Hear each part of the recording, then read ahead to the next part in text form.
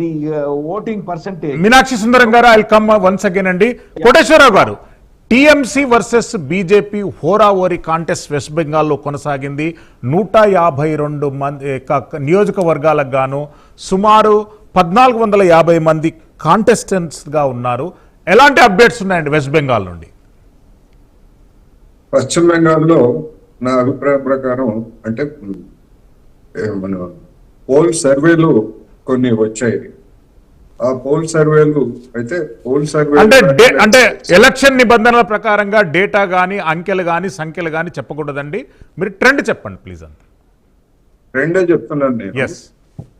ట్రెండే చెప్తున్నా. వికీపీడియాలో అందరికీ అందుబాటులో ఉన్నాయి, దాన్ని చెప్పకూడదని మనకే అనుకుంటే అంటే మా ఛానల్ కు కొన్ని నిబంధనలు ఉన్నాయి. We have to be work under the EC guidelines please. Okay. ఇప్పుడు ఎలక్షన్ ముందు పోల్ సర్వేలు జరిగాయి. ఆ పోల్ సర్వేలు అన్నింటికి కూడా పోటాపోటీగా ఉన్నట్టు స్వల్పమైనటువంటి ఎడ్జి తృణమూల్ కాంగ్రెస్ ఉందనేటువంటిది అవి చెప్పినటువంటి అంశాలు. గతంలో కూడా గత ఎన్నికల్లో కూడా ఇదే జరిగింది. బీజేపీని ఎట్టి పరిస్థితుల్లోనూ రానివ్వకూడదు అనేటువంటి ఒక అభిప్రాయం బెంగాల్లో గత ఎన్నికల్లో ప్రదర్శితమైంది. ఈ ఎన్నికల్లో కూడా అదే ఉన్నాయి. గత ఎన్నికల్లో జరిగినటువంటిది ఏమిటంటే ఈవెన్ లెఫ్ట్ ఫ్రంట్ కి చెందినటువంటి అభిమానులు కూడా, ఎందుకంటే లెఫ్ట్ ఫ్రంట్ గెలిచేటువంటి అవకాశాలు లేవు, బీజేపీ వచ్చేటువంటి ప్రమాదం ఉంది కనుకని తృణమూల్ కాంగ్రెస్ కి ఇష్టం ఉన్నా లేకపోయినా కానీ తృణమూల్ కాంగ్రెస్ కి ఓటు వేశారు. బహుశా ఈసారి కూడా అదే రిపీట్ అయ్యేటువంటి అవకాశాలు కూడా ఉండొచ్చు అనేది నా అభిప్రాయం. అందుకని గతంలో మాదిరి మొత్తం అంతా పంపింగ్ మెజారిటీ వస్తుందని నేనైతే అనుకోవట్లేదు, కానీ బొటాబొటీగా డెఫినెట్ గా మమతా బెనర్జీ గెయిన్ కావడానికి అవకాశాలు ఉన్నాయనేది. కోటేశ్వరరావు గారు, మళ్ళీ వస్తాను మీ దగ్గరికి. మనతో పాటు బీజేపీ సీనియర్ నాయకులు ఆంజనేయ రెడ్డి గారు ఉన్నారు. ఆంజనేయ రెడ్డి గారు, భారతీయ జనతా పార్టీ ప్రత్యక్షంగా వెస్ట్ బెంగాల్, పరోక్షంగా తమిళనాడులో పోటీ పడుతుంది. ఎన్డీఏ ప్రభుత్వానికి ఇది ప్రోగ్రెస్ కార్డుగా మనం భావించుకోవచ్చా? ఆంజనేయ రెడ్డి గారు వినిపిస్తుందండి? శ్రీశైలం గారు audible? Yes. Okay. West Bengal, తమిళనాడులో రెండిట్లో కూడా బహుశా చరిత్రలో ఎప్పుడు లేని విధంగా మీ అక్కడి నుంచి మీ ప్రతినిధి తమిళనాడు నుంచి మాట్లాడారు కూడా. ఎడిటర్ రాజు గారు, ఎడిటర్ రాజు గారు 1900 సార్ ప్రైమ్ 9 ఎడిటర్ రాజు గారు ఫీల్డ్ రిపోర్ట్, గ్రౌండ్ రిపోర్ట్ ఇచ్చారండి తమిళనాడు. గ్రౌండ్ రిపోర్ట్ కూడా మాట్లాడారు.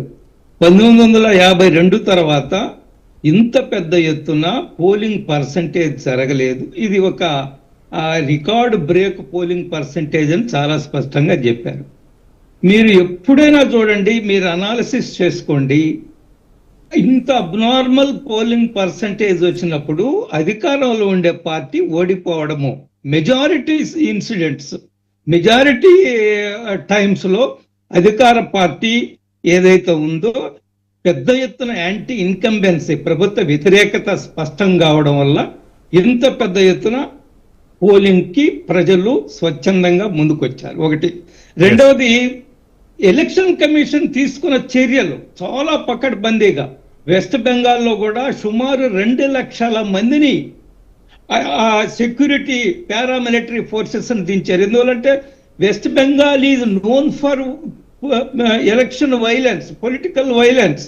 వెస్ట్ బెంగాల్లో పంచాయతీ ఎన్నికల తర్వాత 63 మందిని చంపేశారు.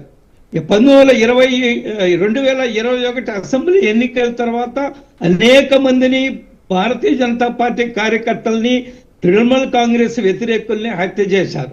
కానీ ఈ రోజు వెస్ట్ బెంగాల్లో పోలింగ్ చాలా ప్రశాంతంగా జరిగింది. మీరు చెప్పారు 89.96 అని, అది 5 గంటల వరకు ఉన్న సమాచారము. 6 గంటల అయ్యేటప్పటికీ అధికారికంగా ఎలక్షన్ కమిషన్ ప్రకటించేదానికి మనం వెయిట్ చేసి చూస్తున్నాము. I think it will go up to 90 to 93%. ఇది రికార్డు పర్సంటేజ్ అవుతుంది ఖచ్చితంగా. తమిళనాడు వరకు వచ్చినప్పుడు కూడా ఈరోజు అది 85% కూడా దాటొచ్చు. తమిళనాడులో ఈరోజు చాలా స్పష్టంగా డిఎంకేకి వ్యతిరేకంగా ప్రజలు ఒక తీర్పు ఇవ్వడానికి సిద్ధంగా ఉన్నారు. అనేక కారణాలు. Rampant corruption.